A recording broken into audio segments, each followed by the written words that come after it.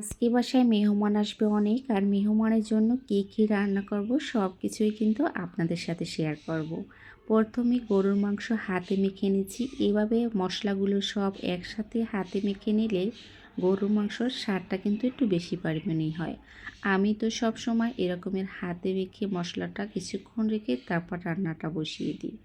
এদিকে আমি এটাকে এক চুলায় বসিয়ে দিয়ে এবার অন্য চুলায় আমি এখানে বসিয়ে দেব বুটের ডাল রান্না করা হবে। আর এই বুটের ডাল রান্নাটাও মুরগির হাত পা দিয়ে রান্না করব।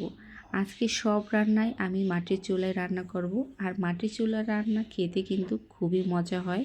আর যে পরিমাণ গ্যাসের দাম বেড়েছে, এতে মাটির চুলায় রান্না করা ছাড়া আমি দেখি কোনো উপায় নাই। যাই হোক, সব সময় তো মাটির চুলায় রান্না হয় না, মাঝে মাঝে যখন একটু বেশি রান্না বান্না হয় তখনই আমি এই মাটির চুলায় রান্না করি।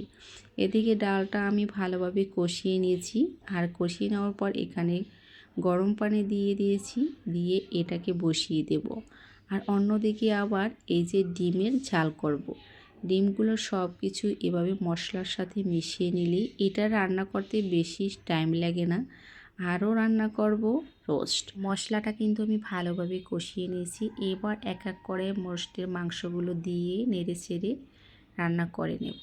এর সাথে আরও ছিল পোলাও, ফেন্নি, এত কিছু তো আমি ভিডিও ধারণ করতে পারিনি। যাই হোক, এই তো সব কিছু এক এক করে মশলার সাথে কষিয়ে নিলেই কিছুক্ষণ পর আমার রান্নাটা একদম কমপ্লিট হয়ে গেছে। এই তো আমি এবার একটা বুলে ঢেলে নিয়েছি আর সাজিয়ে নিয়েছি। সাথে কিন্তু একটু পাকন পিঠাও ছিল। আর মেহমান আপ্যায়নে যদি এরকমের পাকন পিঠা না হয় তবে তো একটু মনে হয় কমতি পড়ে যাবে। তাই চিন্তা করে এই পাকন পিঠিয়া বানিয়ে আবার দুধে ভিজিয়ে নিয়েছি। এটাকে দিয়ে সকাল নাস্তাটা খুব জমজমাট হবে ভাবছি।